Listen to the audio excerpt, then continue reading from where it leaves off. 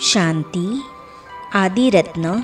इस पुस्तक में आज हम पढ़ेंगे आदि रत्न दादा आनंद किशोर अपने अलौकिक जीवन का अनुभव इस प्रकार सुनाते हैं। तो चलिए आज हम इसे पढ़ते हैं। आप यज्ञ के आदि रत्नों में से एक थे। आपका लौकिक नाम लक्ष्मण था। बाबा की दुकान के साथ ही कोलकाता में आपकी हीरे जवाहरात की दुकान थी। आप लौकिक में दीदी के देवर थे और बाबा के भाई की पुत्री के युगल थे। आपने भी बाबा को फॉलो किया और परिवार सहित अपना सब कुछ बेहद यज्ञ में समर्पित किया। आपने उस समय लौकिक में बीए पास किया हुआ था। पहले पहले विदेश सेवा में भी आप दादी जी अर्थात दादी प्रकाशमणि के साथ जापान यात्रा पर गए और चारों ओर सेवा में सदा तत्पर रहे। आपकी अंग्रेजी भाषा पर बहुत अच्छी पकड़ थी। आपने जो पत्र व्यवहार किए उन पत्रों को गवर्नमेंट के सभी ऑफिसेज में आज भी याद किया जाता है। आप 2 सितंबर 1998 को अपना पुराना शरीर छोड़ अव्यक्त वतनवासी बने। दादा आनंद किशोर ने अपने अलौकिक जीवन का अनुभव इस प्रकार सुनाया है। बाबा ने 14 वर्ष तक कराची में हमसे तपस्या कराई, क्योंकि जब तक हम अपनी जीवन उच्च नहीं बनाएंगे तब तक दूसरों की सेवा करना मुश्किल होगा।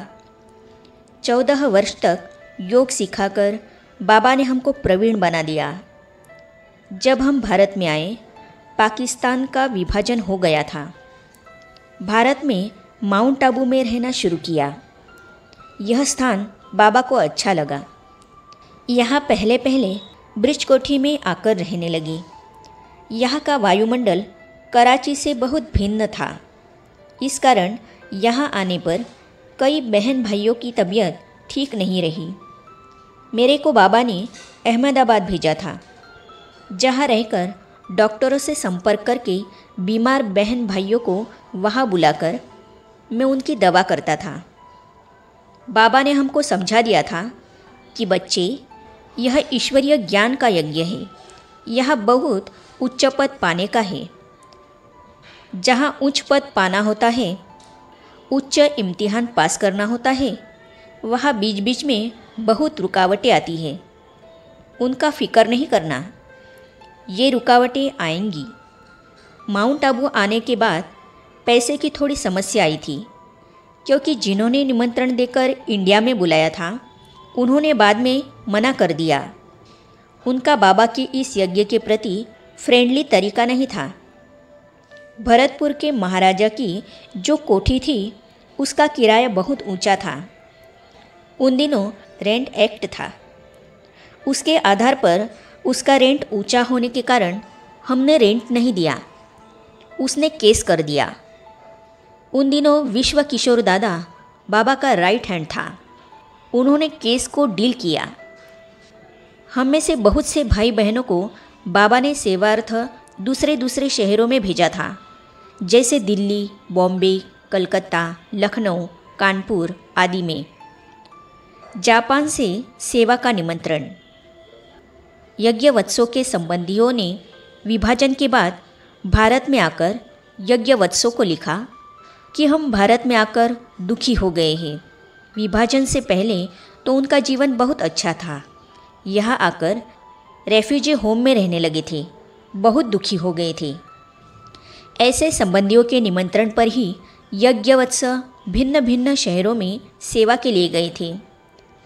दीदी, गंगे दादी तथा संतरी बहन के साथ हमको।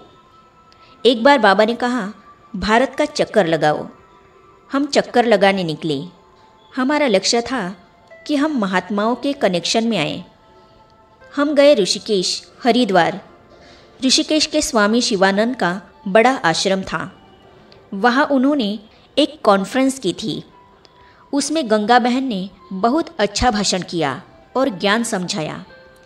वहाँ एक भाई था जो जापान की पहले रिलीजियस कॉन्फ्रेंस से होकर आया था। अब जापान में दूसरी कॉन्फ्रेंस होने वाली थी। उसने जापान के आयोजकों को लिखकर भेजा कि भारत में ब्रह्मा कुमारी संस्था बहुत अच्छी है, इसको आप निमंत्रण भेजो। उन्होंने निमंत्रण भेजा, जिसे बाबा ने स्वीकार किया और सन 1954 में बाबा ने मुझे, दादी प्रकाशमणि तथा दादी रतन मोहिनी को जापान भेजा। हम लोगों ने जापान में बहुत अच्छी सेवा की। जापान, हांगकांग तथा सिंगापुर में सेवा। हम गए थे केवल 15 दिनों के लिए, लेकिन वहाँ के लोगों को यह ज्ञान बहुत अच्छा लगा। फिर भिन्न भिन्न संस्थाओं ने हमको निमंत्रण दिया कि हमारे पास आओ, आकर ज्ञान दो। कोई 15 दिन के लिए, कोई 10 दिन के लिए बुलाते रहे। हमने बाबा से पूछा। बाबा ने कहा, यह तो बहुत अच्छा है, तुम सर्विस में बिजी हो जाओ। हम बिजी हो गए। हमारे सिंधी मित्र संबंधी बड़ी संख्या में वहाँ बिजनेस में हैं। सरदार लोग और गुजराती भी हैं। उन सब के साथ जब संपर्क हुआ तो उन्हें भी बहुत रुचि हुई। उन्होंने समझा था कि यह अर्थात ब्रह्मा कुमारी संस्था खलास हो गई होगी, क्योंकि हम लोग विभाजन के बाद भी 3 साल तक पाकिस्तान में रहे थे। उन्होंने समझा मुसलमानों के राज में ये कैसे रह सकेंगी। जब हम जापान में उनसे मिले तो उनकी आंखें खुल गई कि इनमें इतनी शक्ति है जो इन्होंने पाकिस्तान में हमारे बाद भी रहकर दिखाया है। उन्होंने हमारे साथ बहुत प्यार रहा। गुजराती तथा सरदार भाइयों का भी बहुत स्नेह रहा। ऐसा करके हम लोग जापान में ही 6 मास रह गए, क्योंकि इतनी सर्विस फैल गई।